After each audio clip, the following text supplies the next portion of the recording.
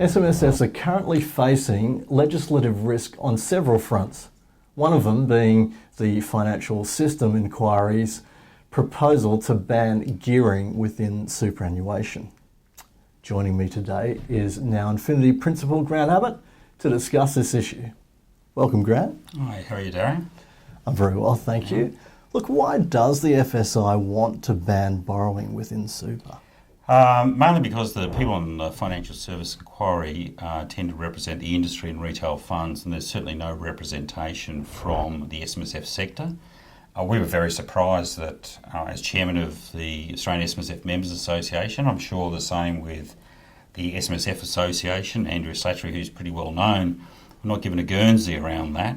So that once you do that, the whole system becomes quite jaded. And if you have a look at the financial services or the financial systems inquiry, it was mainly looking around banks, insurance companies, and there was just this one throwaway line that they virtually said, well, we're having a look at limited recourse borrowing arrangements inside superannuation because they might be a systemic risk. And you think, well, surely dropping interest rates so low where they are is more of a systemic risk. But it's something we live and learn, and I don't think there's an appetite within the government to make any changes to super in any way, shape or form in the next 5 years. If that proposal was adopted, what sort of impact would it have on the SMSF sector? Look, I don't think it's a big one. I mean, from all the analysis and the statistics, there's still not a huge amount of self-managed super funds actually borrowing. Certainly anyone over age 50 or 55 plus is more in the looking towards the pension or the drawdown phase, so they're hardly going to gear. It's more the younger generation, the people like 45 and under. And there's not a huge amount of them really clamouring over the walls at this present point in time to get into utilising their super. They're just not that engaged. The ones who are, absolutely, in fact, I'd encourage you all before it gets knocked out, if it does get knocked out, to take that opportunity, particularly with our Trustee Empowerment Day, to come along and learn how to use it not from a property developer selling your stuff, but actually what the steps are required in order to put that in place. But the smart ones who get in, if it does get knocked out, are going to be like, well, this is the best thing that I ever did my whole life.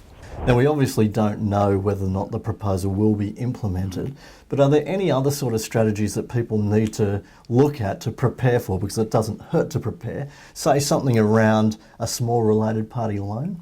Well, I think the first one is, if not as a preparing, the action plan is get in. That's the crucial point.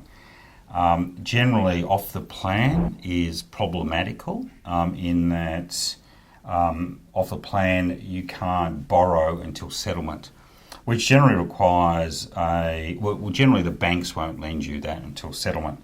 So it means that if they change the rules in between, the banks aren't going to lend, so you're now done and dusted, but the trustee actually has to buy the property outright without any borrowing, which goes back to your strategy of using a related party loan now, which will then potentially convert into a bank loan later down the track. But off the plan is always problematical. The third one is we can always use, I find people when they first go in and buy a property, they might not have the money coming from a retail industry fund, so using a small related party loan, which is you just using equity or property or whatever to pay for the deposit, and then the super fund pays you back, so you don't have to contribute that money in.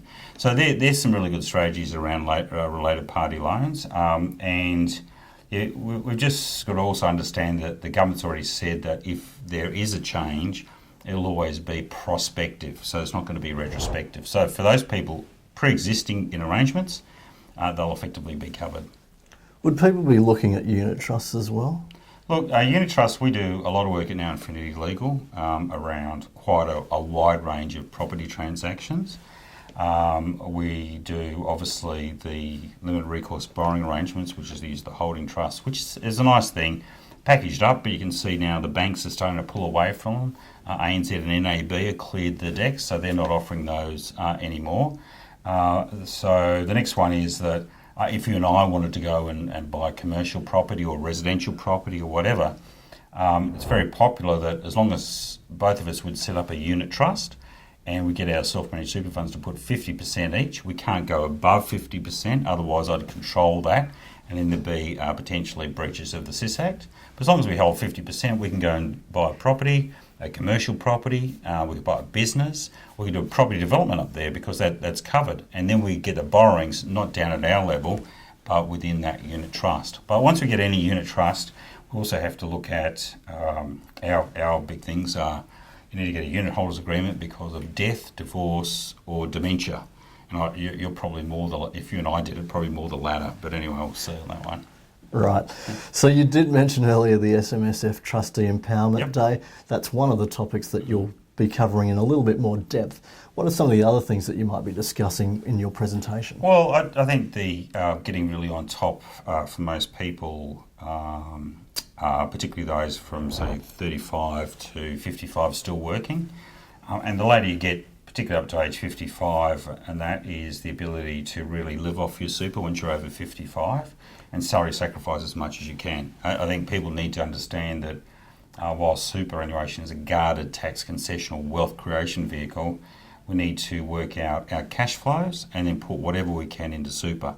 Now, for a 35-year-old, it's probably not, but that's my strategies on that day will actually be bringing them, a few 35-year-olds and starting to put your money in and do property developments and all that. So it's like the block, but like the Renault Rumble, we can do that with our self-managed, which is quite exciting. But the older we get, the closer we are to actually picking that money out. It's a matter of saying, okay, we can cash flow there. Let's start to put as much as we can into super. Because this is the golden age of self-managed super funds. In 20 years' time, budgetary, if you listen to all the sad sacks out there saying, well, we can't afford this. But look, we survey a lot of our members, the SMSF Members Association, are saying, well, we work hard, we don't rely on the government, just leave our super alone. Thanks, Grant. So if you'd like to find out a little bit more about Grant's presentation and some of the strategies that he mentioned, he'll be presenting at the SMSF Empowerment Day, which will be taking place between the 7th and the 11th of September, and it will be brought to you by Self-Managed Super magazine. If you'd like to find out a little bit more information about the event or actually register for the event, please visit www.smsmagazine.com.au/events, and you'll see all of the information along with the other presenters and what they'll be doing in conjunction with Grant's presentation. So we hope to see you then, and I look forward to hearing your presentations on the day, Grant. It'll be great. Fantastic, thank you.